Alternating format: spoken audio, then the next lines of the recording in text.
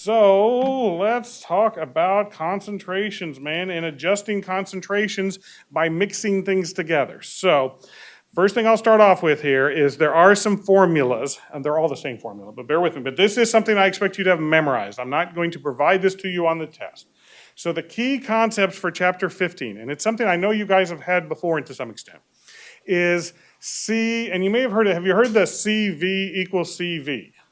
Okay, I don't use V, we use Q, because V is volume, but for me, Q could either be volume or weight in grams, okay? So if you look on the top, it says C equals concentration.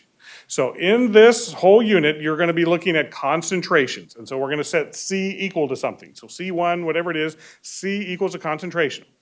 And for me and my guardrails to help you do well on the exam, I want you to always put it in percent concentration. Now, once you guys get talented at this and understand this, it doesn't always have to be in percent. But for my questions, trust me, you'll go much better if you consider C equals to the percent concentration. Okay, always treat it as a percent and you won't mess up your units, all right? Think of your Q, the quantity is a quantity, but that could either be milliliters if you're doing a liquid, or it could be grams if you're doing a solid. So either grams, think of it as like the weight per volume percentages, we'll use grams or milliliters for our quantity, depending on what we're doing, okay? And the whole reason to know a C and a Q is because if you multiply those, if you take the C times a Q, then you get a what? A mass. The mass, how much actual drug you have in your product, is equal to the concentration of that drug times the quantity. So the quantity, the C times the Q equals mass. Because in all of these questions, we are either going to be diluting the mass of a drug or fortifying the mass of a drug. It always comes back to what are we doing with the mass, okay?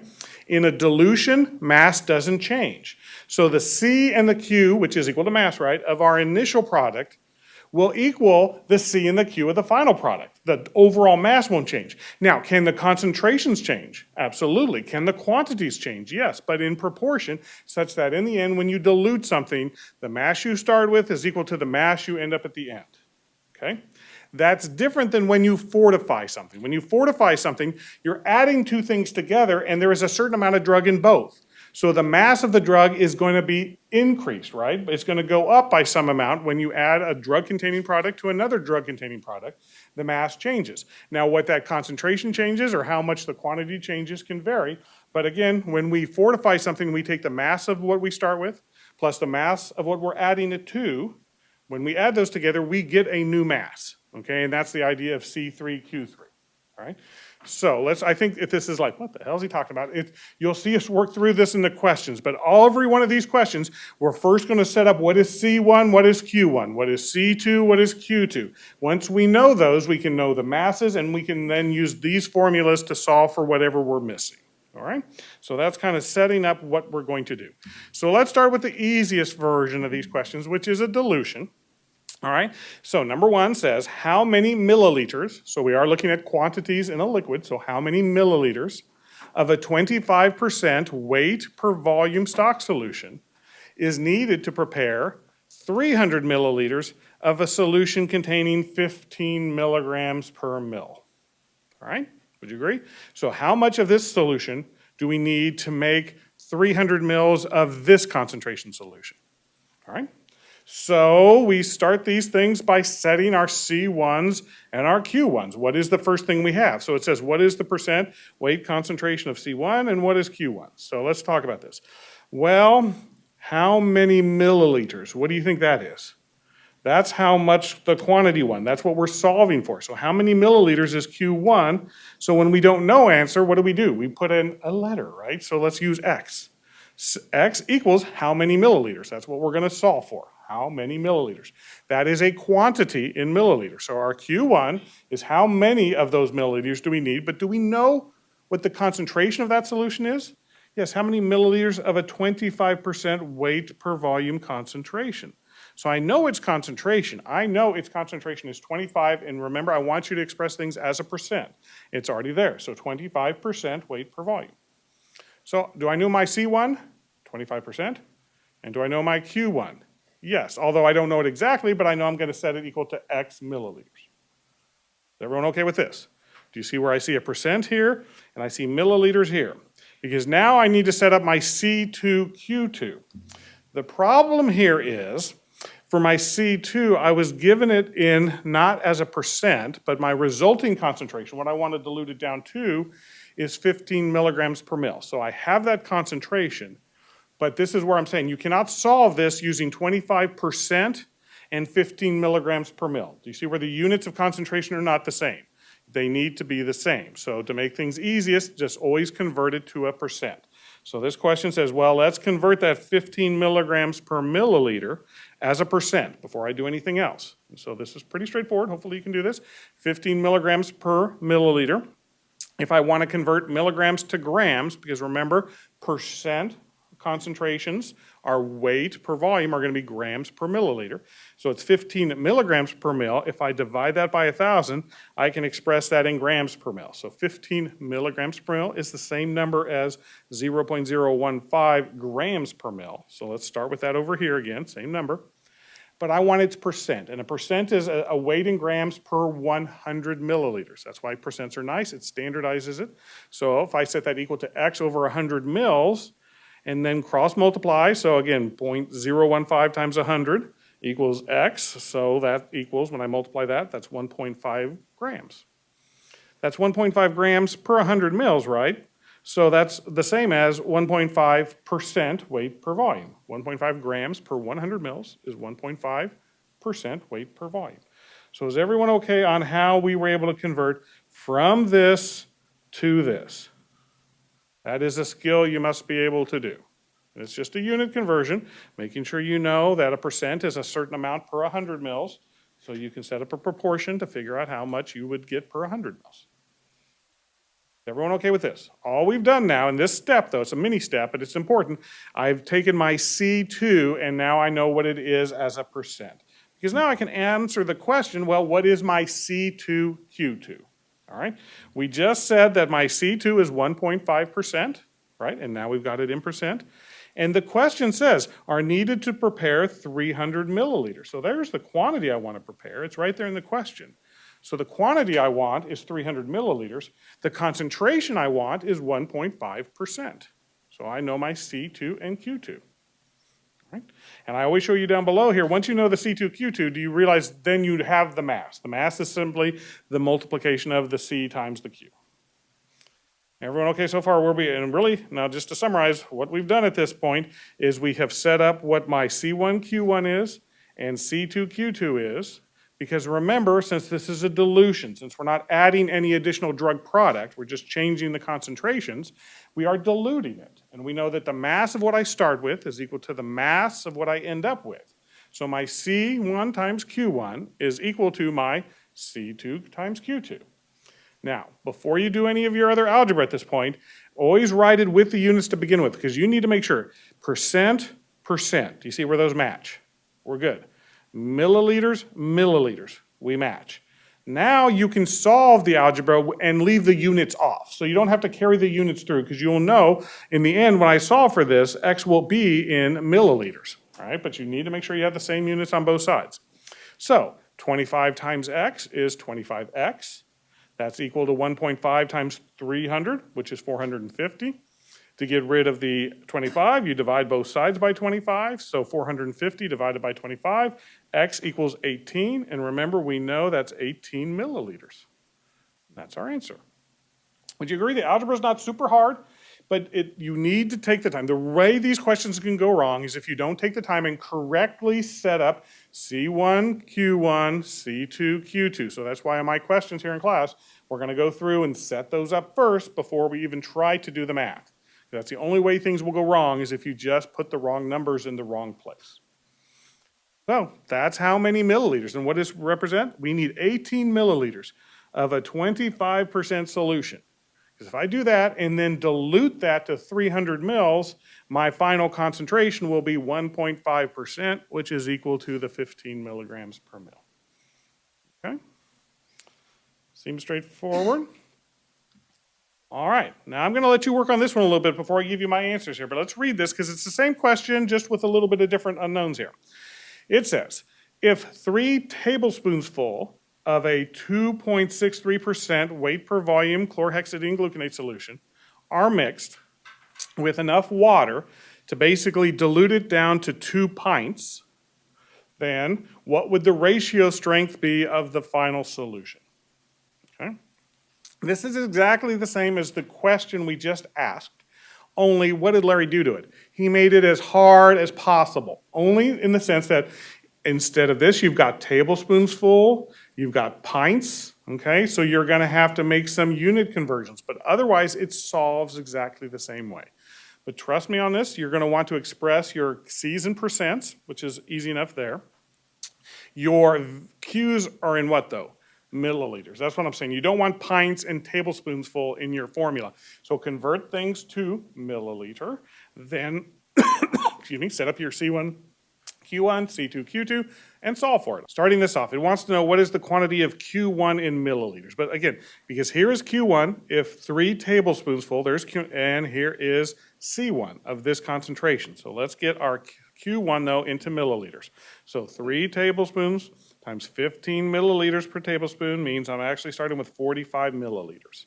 Which means if we rethink the whole thing, I've got 45 milliliters of a 2.3% concentration.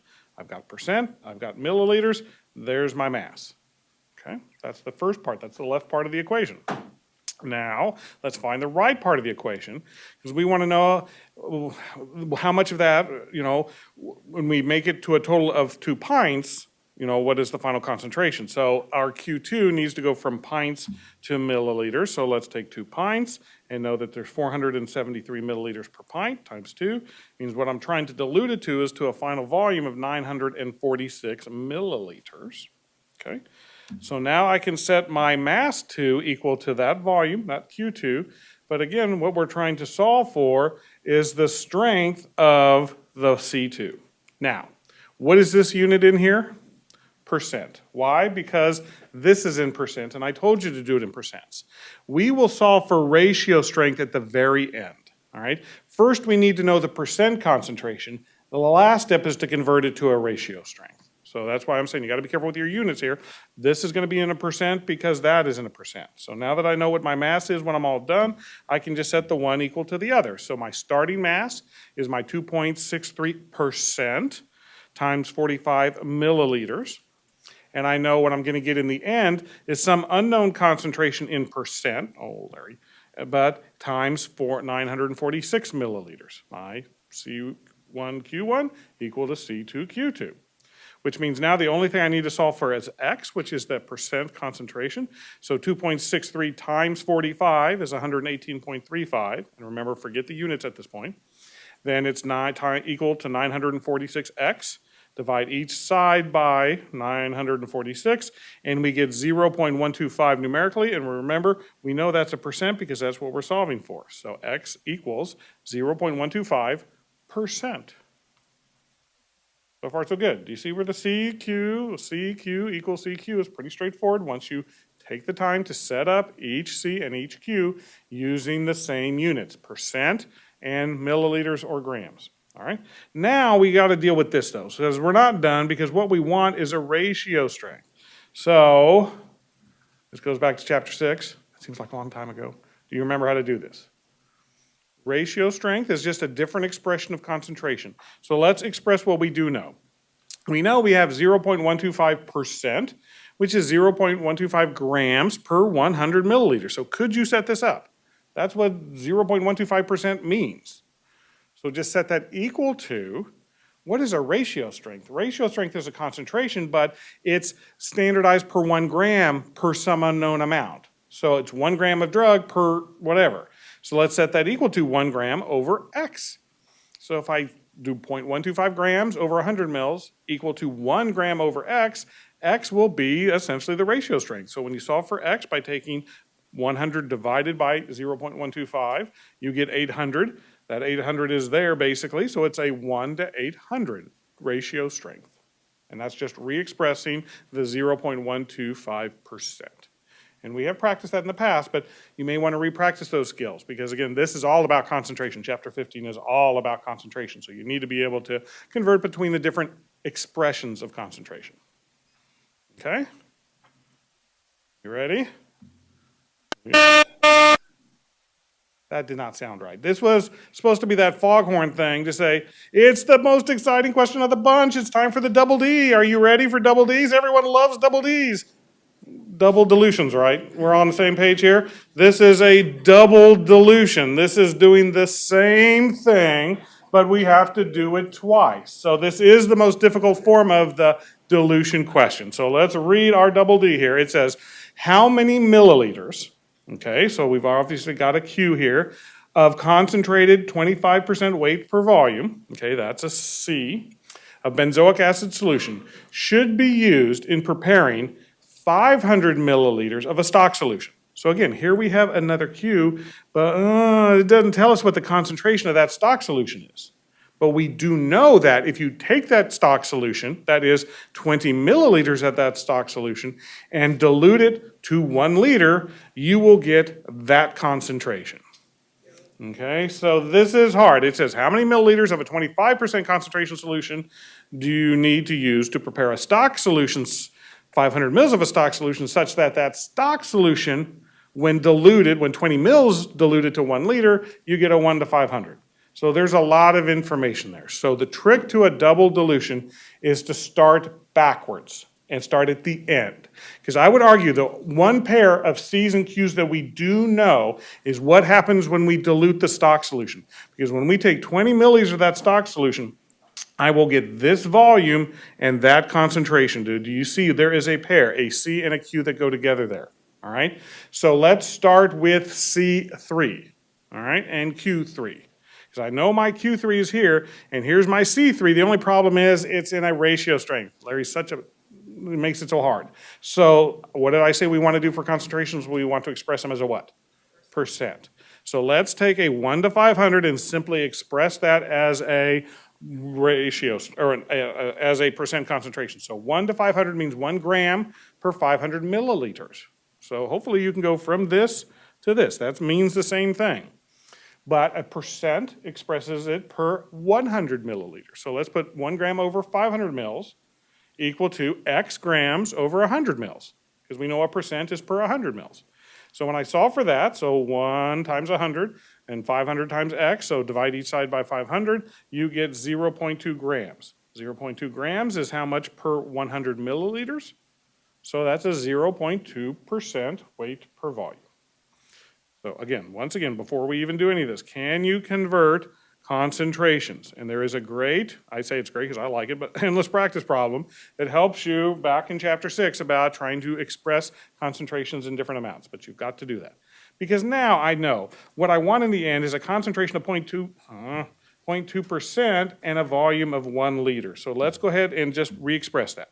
So starting at the end, at the 3, because we're doing 3 things here, C3 is what we just saw for, is going to be 0.2%, because that's the 1 to 500, and my Q3 will be 1 liter. Okay, so that stock solution needs to be in such a way that when I make a liter of it, it has 0.2%. So I've got that mass. Now my question to you is, what are we using to prepare that? How are we going to get that? We are using 20 milliliters of a stock solution where I don't know what the concentration is.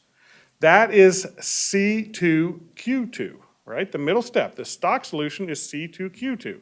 So while I don't know what the concentration is, I know the quantity is 20 milliliters. So I know that C3Q3 that I'm going to prepare will come from taking 20 milliliters of some unknown concentration. So X percent is the concentration, but I know I'm using 20 milliliters.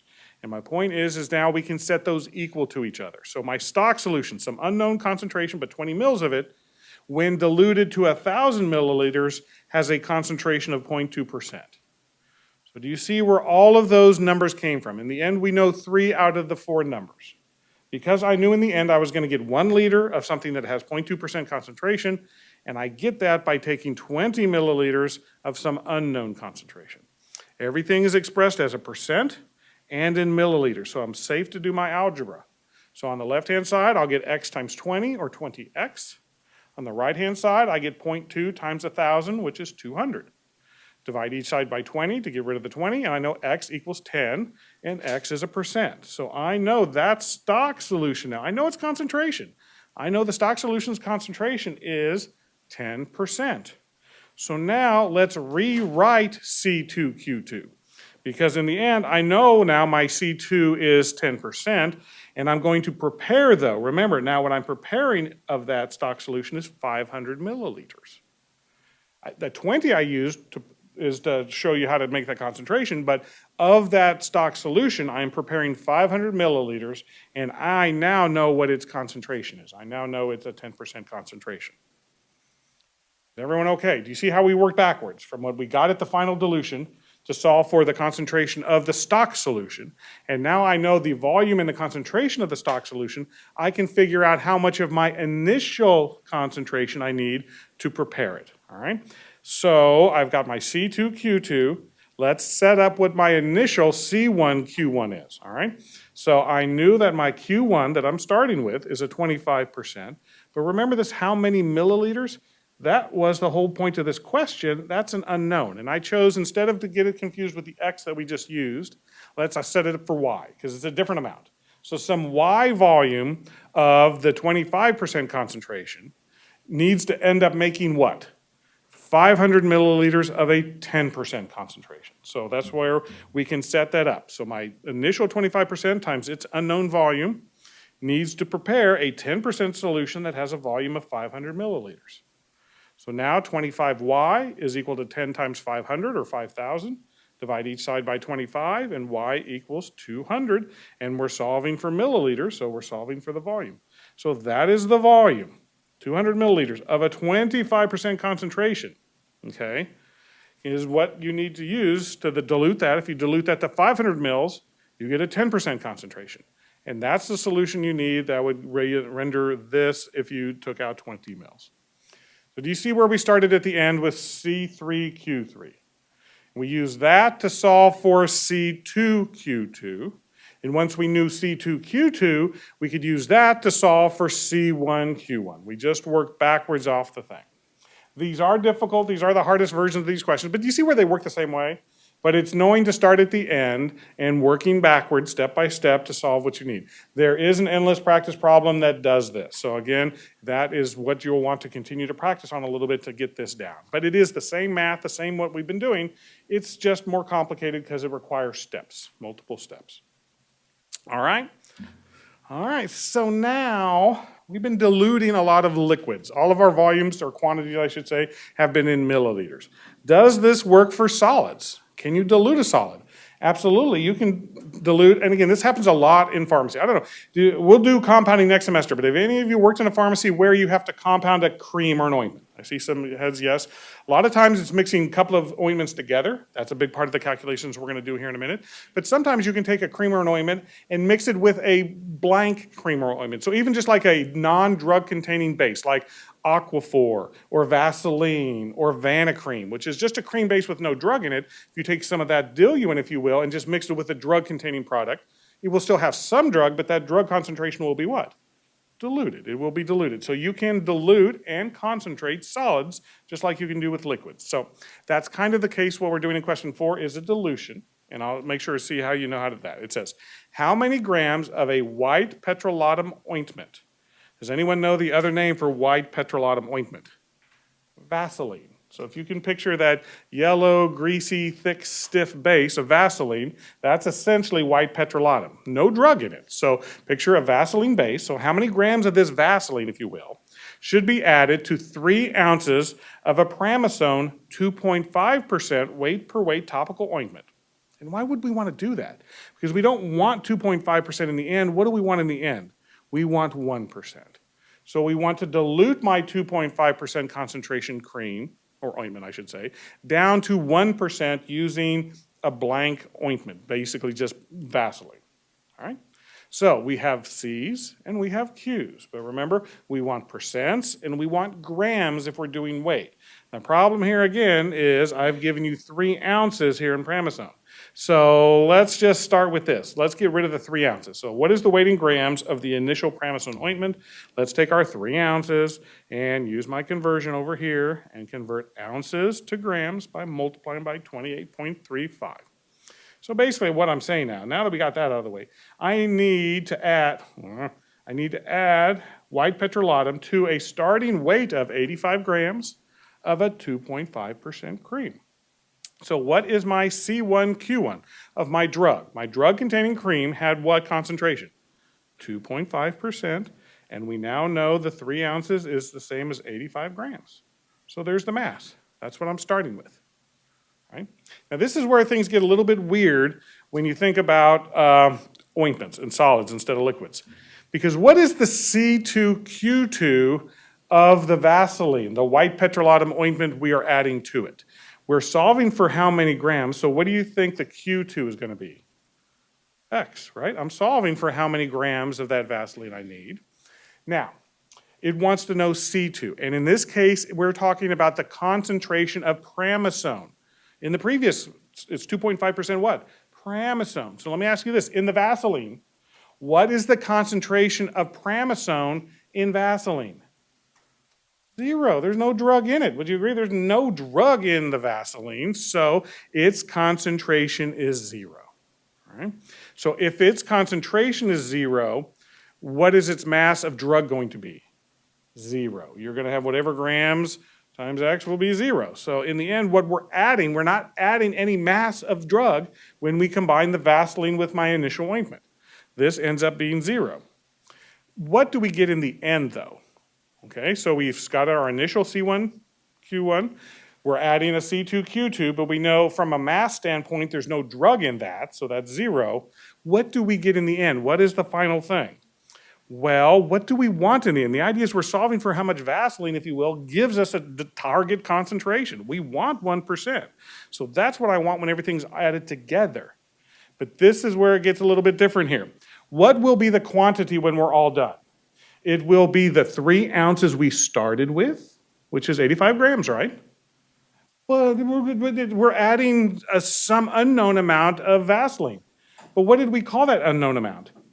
X. Would you agree? We called that X grams. So this is the trickiest part for you. Do you realize in the end that when we mix 85 grams of cream with X grams of Vaseline, we end up with what?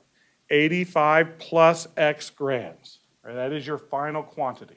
So our final mass will be our 1% times that final quantity. This is where your algebra gets, I won't say more difficult, but it's a little more difficult. You have to consider that. So now, let's set all of that equal. Because I know I have my C1Q1, right? My 2.5% of my initial cream times my 85 grams of my initial cream. How come I'm not adding any Vaseline to this side? Because it was 0. Do you remember the mass of drug from Vaseline was 0? So basically my initial drug is going to equal what I end up with in terms of drug. And I said I wanted that to be 1%, and it's going to be a total weight of 85 plus X grams. So now you just need to make sure percent grams. Okay, we got our units the same, so let's just do the math. So let's take 2.5 times 85. That gives us the 212.5 equal to. Now, you just got to cross multiply all of those things. So remember to multiply all that through. And I know it's 1, which is kind of silly, but in this case, if it wasn't 1, you'd have to do the math right. So 1 times 85 is 85. 1 times X is X. Okay, now what do? We need to subtract 85 from both sides to get rid of that so that we can just see that X equals. So subtracting 85, we get 127.2. So in the end, this is the weight. And what did X equal? Remember from the very beginning, X equaled the weight of the white petrolatum, or the Vaseline. So that is the weight of the white petrolatum I need to add to my 85 grams. When I add this to that, I'll end up with a total weight of 212.5, but a total concentration of 1%. Okay? How we doing? Okay. Let's keep going. That one was a dilution still, but it was a solid dilution. Do you see me what I meant by dilution? We added a white petrolatum or Vaseline that didn't have any drug. So what happened? We went from 2.5% down to 1%. Can you add multiple drug-containing products together? Yes. what will happen to their concentration? It will fall somewhere between the highest concentration you're starting with and the lowest concentration you're adding it to. Would you agree? I mean, you can't make mass, it doesn't come out of anywhere, but it will certainly lower the higher concentration, but it'll raise the lower concentration, and you'll end up somewhere in the middle. So when we look at this one here, just looking at the concentrations here, it says, what is the final urea concentration of a cream by mixing 1 pound of a 47% with a 1.5 ounce of a 22% and 0.5% of a 10%? Okay, we can do this. It just takes a couple of steps. But I'm telling you now, let's try to predict the final concentration. Tell me, the final concentration will not be higher than what? 47. It can't be higher than that because we are adding lower concentration to that. It can't be higher than that. And it can't be any lower than what? 10%. So in the end, it's got to be somewhere in the middle. You're mixing different concentrations together, different amounts, so you'll have something in the middle there, and we'll figure out what that is, okay? The only other trick to this, and again, the only other way I make these questions harder, are again by making you do unit conversions. So again, here's ounces, and remember we want to do everything in both percents and grams. So let's do that. So what are the individual weights in grams? So before I set up any of my algebra, let's just get numbers in grams. So my 1 pound here, and again, I won't belabor this point, but I give you the conversion factors. 1 pound means 454 grams. My 1.5 ounces is 43 grams, and my half ounce there is 14 grams, okay? So I'm just going to go ahead, and before I set up any of my C's and Q's, I want all my C's as a percent, and I want all my Q's in grams, all right? That's what I'm telling you to do. Now, our percentages or our concentrations are all percent, so that's easy, but now, doing these steps, just converted each ingredient into its weight in grams so that we can be consistent, okay? Is everyone okay with that? Just 3 ingredients, 3 different conversions of weight to grams. Now let's determine the total weight because we're adding these together. So before we set up our C's and Q's, realize we're going to add this weight plus this weight plus this weight plus that weight. In the end, our final product is going to have a total of all 3 of those. So all of the Q's added together will give me my final quantity. Mass does not appear out of nowhere. It's additive weights. So now that I add all those weights together, I know when I'm all done, I'll have 511 grams. But what don't I know about that final product? What its concentration is. We still have to solve for that, but I now know what the final weight will be. It'll be the combined weight of all of my ingredients. So I now need to still solve for the concentration at the end. All right, so we're going to set up C1 to Q1 plus C2Q2 plus C3Q3, okay, we're just going to add all of those masses up to get my final. So let's set up our first C1Q1. That's what I'm saying. The only way that goes wrong on this is if you don't set the numbers in the right spot. So just making sure. We have 47% concentration, and we said that 1 pound was 454 grams. So there's mass 1, okay? Mass 2 is this concentration, and we said 1.5 ounces was that weight. So there's my mass 2. Taking my time to make sure I get the right concentration with the right weight, okay? C3 is, again, just taking this last concentration plus its half ounce, which we said in grams was 14 grams, so I know that one. So I know the C's and the Q's for every single one of my ingredients now, and they're now all standardized. The last trick would be when those are all added up. We're going to mix all those together. What do I get in the end? I get a C and a Q.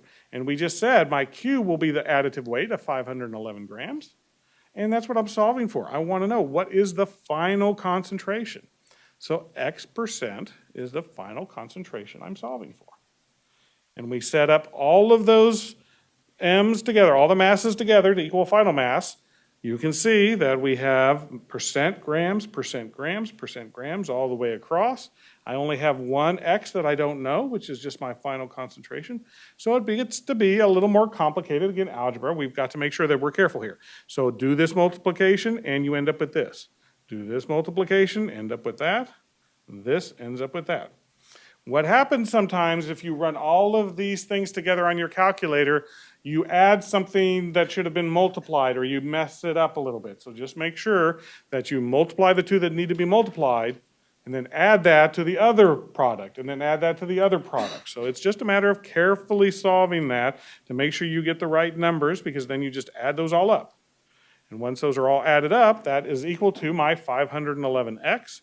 Divide both sides by 511, and you get 44 on this side, and we know that x was a percent. We're solving for concentration, so x equals 44%. That is the final concentration when all of those things are added together. Right? Questions? Are we happy? All right, I'm going to let you, because I got about 5 minutes here before I have to work through this. So I'm going to give you 5 minutes to work on this one. I love this question. You can do one or the other. Let me read this question, make sure you understand. It says, what is the final concentration of each ingredient when 2 grams of pure hydrocortisone powder is added to 75 grams of a cream, but this cream contains 2 ingredients. It contains lidocaine, 3%, and hydrocortisone, 0.5%. All right, so 2 things to unpack here to try to let you solve it here. What is the concentration of pure hydrocortisone powder? What is the concentration of hydrocortisone in pure hydrocortisone powder? It's pure, so it means what? 100%. So when you see pure powder, whatever that drug is, it's pure, that drug, it's 100%. Okay, it's 100% what? Hydrocortisone. How much lidocaine is in pure hydrocortisone powder? 0. Are you with me on that? There is no lidocaine in that powder. It's all 100% hydrocortisone. That creates different effects, because when you add that then to this cream, what do you think is going to happen to the hydrocortisone percent by adding pure hydrocortisone powder? Is it going to go up or is it going to go down? Going up. You're adding hydrocortisone to a cream that already has hydrocortisone. The concentration will go up. You're fortifying the hydrocortisone. But what are you doing with the lidocaine? Diluting it, because there's no lidocaine in the hydrocortisone. So by the time you add that, you dilute the lidocaine while you're fortifying the hydrocortisone. So try to pick one or the other. You have to solve these separately. In the end, I want to know what the concentration of both final drugs, but you solve them separately. So if you want to do the fortification for the hydrocortisone, just do the hydrocortisone. And that's kind of the way I'll work through this. Then I'll do the lidocaine afterwards. You have to work them separately, because different things are happening to the 2 different drugs. So number 1, are we going to do the lidocaine first or the hydrocortisone? Let's choose one. We're going to choose hydrocortisone. So remember, we're ignoring the lidocaine for now. We're just thinking about hydrocortisone. Because when I say C1 or concentration of, I am saying concentration of what? Hydrocortisone. So the first part is, what is the concentration of hydrocortisone and the quantity of the initial cream? Okay, so of this initial cream here, all right? So we're saying we're starting with 75 grams, 75 grams of that cream. That's how much cream we're starting with. What was its concentration of hydrocortisone? 0.5%. So did everyone get the C1Q1 for the initial cream? 75 grams of 0.5% hydrocortisone. That's what I'm starting with. Now, what are we adding to it? What is the concentration of quantity of the hydrocortisone powder being added? This was the trick. Since we're saying that it's pure powder, okay, pure means 100% hydrocortisone, okay? We're adding 2 grams. Voila, not particularly difficult. All right, so 100% concentration of 2 grams, because it's all hydrocortisone. Now we're going to add those 2 things together. What do we get in the end? What will our final concentration and quantity be? I will argue this is we don't know. That's part of what we're solving for, is what is the final concentration. Where did this come from? Holy cow, where did that come from? Well, what was the quantity of the cream we started with? 75 grams. How many grams of hydrocortisone are we adding to it? 2 grams. What is 2 plus 75? 77. Okay, remember the quantities are additive. It's not a random number. It comes. Q3 will come from Q1 plus Q2. Okay, sometimes you know them, sometimes you don't. We had a previous question where we had an X because we didn't know one of the quantities. But here I know I'm starting with 2 grams of powder and adding it to 75 grams of cream. So when those things are mixed up, man, we're going to end up with a total weight of 77 grams, even though I don't know what the final concentration of hydrocortisone is. But now we can set up our formulas because we know the mass of my initial cream plus the mass of the hydrocortisone I add to it will give me my final combination. So again, double check, percent, gram, percent, gram, percent, gram. My units are consistent, so I can take 0.5 times 75 and get my 37.5. 2 times 100 is 200, and 77 times x is 77x. So let's add those two together and get 237.5, and then let's divide by 77 to get rid of both on both sides, and voila, we get 3.1. And remember, x was our concentration as a percent of hydrocortisone in our final product. So by doing that math, we get 3.1%, and that's the concentration of hydrocortisone. Does this make sense where we end up with if we start there? Does it make sense that our concentration went up from 0.5 up to 3.1? Yes, we added pure hydrocortisone. The concentration is going to go up. Now, what happened with the lidocaine? So this is where, not tricky, but let's make sure we think through this. Let's start with the initial cream. What is the concentration of the quantity of lidocaine in my initial cream? Well, I know my concentration of lidocaine is 3%, and I know I'm starting with a 75-gram tube. There's my mass of lidocaine in my pre-existing cream. Everyone okay where that came from? Now, what is the concentration and the quantity of the lidocaine in the powder that we're adding? Again, pure hydrocortisone powder has 0% lidocaine. 0% lidocaine, but it has this 2-gram weight. So we're adding 2 grams of a 0% concentration. So in the end, what is this mass equal to? 0. So that will be 0. So we don't have to add anything from that because the mass of lidocaine in hydrocortisone powder is 0. But this is where we can't forget this.